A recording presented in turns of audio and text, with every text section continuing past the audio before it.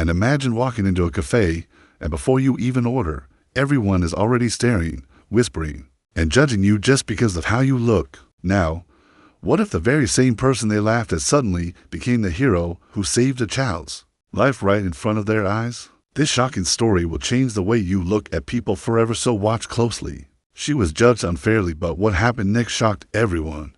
Have you ever judged someone too quickly, only to later realize you were completely wrong?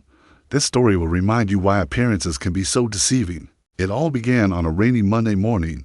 A young woman named Emily entered a fancy cafe. She wore old, faded clothes, her hair was messy, and she carried a small, worn-out bag. The moment she stepped inside, whispers started, some customers frowned, and a group of well-dressed girls sitting in the corner giggled, saying, "She doesn't belong here."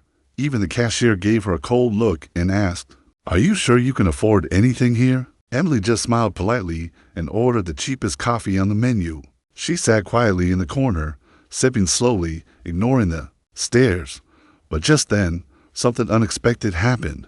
A little boy near the counter suddenly collapsed, struggling to breathe.